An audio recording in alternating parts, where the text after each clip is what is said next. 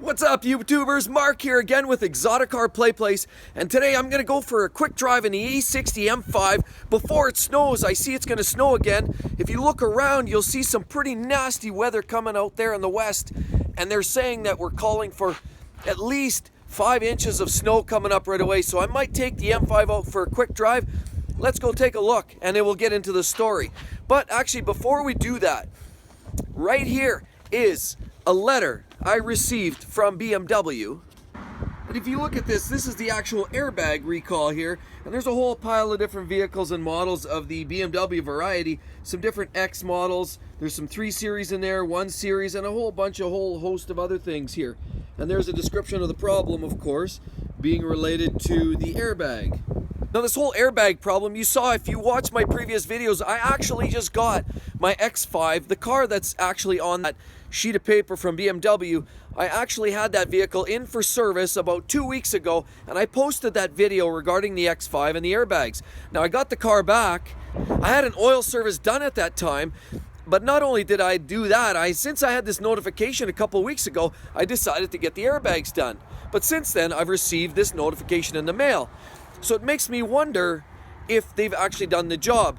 So is it the right hand not talking to the left hand? I don't know what's going on. I'm going to have to call the dealer because I got this note actually just 2 days ago, which would suggest maybe in the records that it's still not done. My understanding was they did both sides, the driver and the passenger is what the recall was for.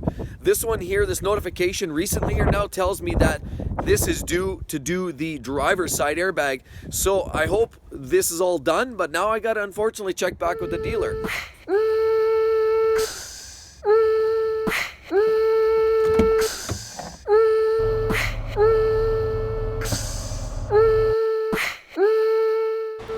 Alright, well, today we're going to take M5 out for a rip.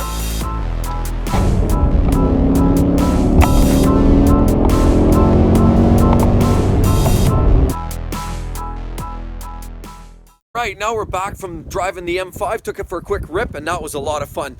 But now we're going to get on to the topic of discussion today, and that happens to be not only the top 5 issues that go wrong on the E60 M5, because I made a video about that already, but I know there's a lot of talk on the internet, how much does each one of these repairs cost? What I'm going to say basically is this video is more or less about if you are one of the most unlucky E60 M5 owners on the planet, this is what the total tally you can expect would be. Now, every repair I'm talking about here too actually has a pretty significant chance of actually happening. So I'm going to give you very likely expense repair bills on this, and we're going to talk about that. And if you like the content, you make sure you subscribe to my channel. Let's get going. So you want to know the main truth why people are running away from the E60 M5.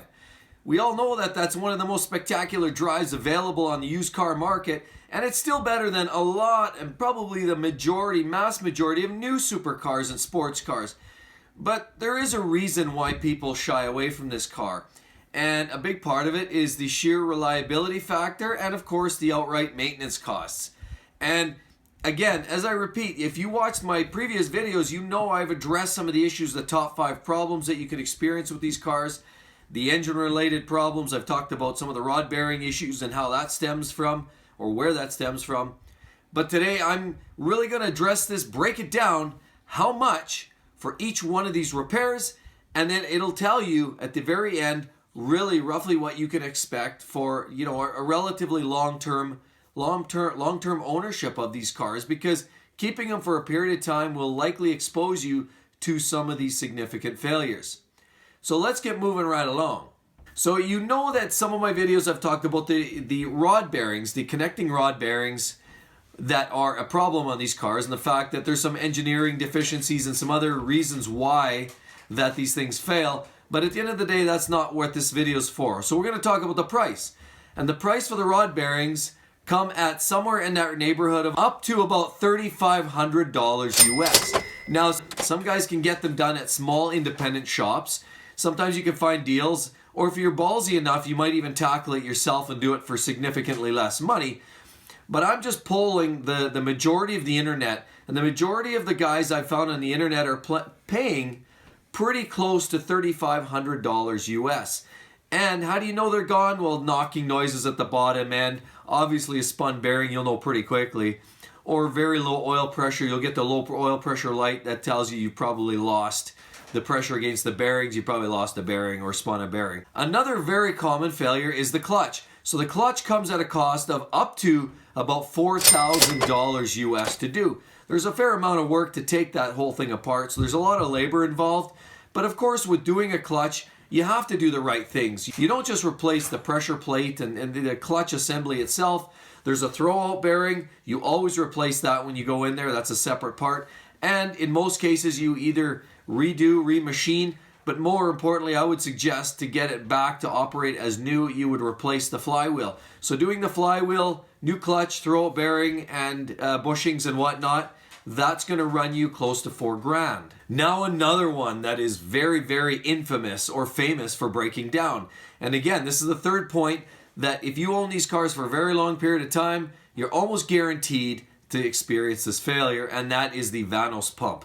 What's the Vandals for? The Vandals basically is the cam timing, or basically the Vandals Pump operates the variable valve timing system in the BMW. Of course, you've got the Vandals Pump, and you've got some pressure lines, and when they fail, they are not cheap. Again, there's a fair amount of labor involved in doing that stuff. The majority of the problem comes from just an outright failure from the pump and the lines, and of course, those are not cheap parts. Those parts themselves are quite expensive. And to do that job all in, parts and labor, again, polling the majority of the internet, you could expect to pay somewhere between $5,000 and $7,000 US dollars to replace those parts. So you would probably be in that neighborhood of, I always count worst case scenario, let's call it $7,000 US. Now another problem is the idle actuators. I actually had one go on my car at one point, and what you'll experience there is the car goes into limp mode. You'll get a bunch of warning lights on the dash, and the red line drops all the way down to almost kind of beyond, like lower than the warm-up mode. So it really goes right down to default limp mode, and you have no power, you have all kinds of trouble fault codes, and that's an indicator that you have obviously a significant failure, often associated through an idle actuator problem. Sometimes there's another actuator, and we'll get to that in a second, can also be a contributor to this type of fault. But often the idle actuators will fault. There's little gears within, and they'll strip out and they'll break, or they'll just wear out because they're nice plastic gears, which is a great design. When those go, often you can have lumpy rough idles or off idle, or it'll rev up and it won't be consistent, and you'll know pretty quickly. But by that time, usually you've got the whole assortment of dummy lights, and at that point it doesn't matter anymore, because it essentially will leave you in the fault mode, or which is basically limp mode again. And that can cost you about $2,000 for the parts and labor to change those out. And again, we're talking US dollars, because I had one of them done on mine, and at the dealer, with doing one, labor in Canadian funds, it was that kind of money. So we're talking US dollars. If you're replacing these in a pair, it's going to be a little bit better deal for you, because the labor, you're going in anyway, so it's not going to be double the cost of one. You're going to do basically two of them for $2,000. Now the fifth thing that typically fails is the throttle actuators, and again, you've got one per bank, and so you can pretty much assume when they wear out, again, you'll get that same kind of limp mode. And when you get the limp mode, again, you have a whole Christmas tree of sorted lights all over the dash. Your RPMs will drop again, and you'll have no power. Again, a sure indicator that you have a problem with one of your actuators, whether it's a throttle or idle actuator. But again, scanning with a proper BMW scan tool, or you might have your own, sometimes it gives you enough information. At the end of the day, you can expect for a replacement parts and labor costs of about $2,000 for the throttle actuator. Why? Because there's a pair of them again. You have a V10, you have two banks, you have two throttle actuators. So those are the bulk of the costs. And so when we get down to this, what is the tally? You add up all those different costs, those top 5 costs. We won't talk about tires and brakes and a lot of the other things that are associated with a typical wear and tear of a car. We all notice there's lots of expensive modules in these cars. There's computers and modules and other wear and tear items that can fail as well. I've seen people who've blown springs and blow up part of the engine because, you know, maybe an over rev or other conditions. I mean, any number of things can happen. It is a used car, and if you're driving it off of warranty, hey, you know, Bob's your uncle. You never know what can happen. But when you tally up all those totals for the consistent issues that a really unlucky E60 M5 owner will experience, because they come in high probability numbers, that total is about $17,500. So when we talk about why people run from these cars, you can see pretty quickly how you can spend $15,000 to buy one of these cars, but you can turn around, and if you're really, really bad luck, or you found a car and it happened to have some poor maintenance, a little bad luck, and a few other things working against you, you can easily double the price of that car within a very short period of time. Again, granted, a lot of that can be bum luck. That's where service records are extremely important. If you're buying a car with significant miles on it, make sure you know you've seen the clutch has possibly been done. Maybe there's some recent actuator replacements have been done. You know, see, that's going to tell you if you've got some more miles available on the clock before having to spend some of this money. Now, does that change my perspective on this car? No, not at all. I mean, driving any supercar, and granted this one, you know, there's argument for and against believing this is truly a supercar, but, you know, in essence, due to the driving dynamics, I believe it is of sorts. But because of what it is, and, you know, I also drive a Lambo, I've accepted that particular weakness on that car. I would say virtually every brand, every car has weaknesses. Look at Porsche 911 with the IMS bearing issues. They still didn't get that right until the 991s. There's all kinds of issues. Rubber center clutches on the 911s, and, you know, Fords that burn to the ground because of recalls in the faulty ignition switches. There's a whole host of issues that come as a result of, you know, poor design, engineering, or certainly lower cost jobber parts that are put into these vehicles. I.e., I keep talking about these idle actuators, throttle actuators with plastic gears in them. By the way, there is a replacement retrofit for those that will come with metal gears that won't wear out as nearly as quickly, and they are basically warranted for a much, much longer period of time. So everybody, if you're curious how much worst case scenario you can expect to pay in a very short period of time on an E60, let's just call it 20 grand for shits and giggles. 17.5 is a total I came up with. Don't forget some of the other wear and tear items. You know, the differential has been known to fail. The Smg transmission, even though a lot of people don't love the transmission itself, the way it functions, a lot of it is through programming. And of course, some of that can be improved upon. But the Smg transmission itself is actually fairly robust. It's the clutch and it's the pumps and some of that stuff. But the gearing and the internal, the guts of the Smg has been fairly robust. Now the differential has been known to fail too, and again we talk about the big brakes that are oversized, cross-drilled, ventilated. They will cost you some money to upgrade.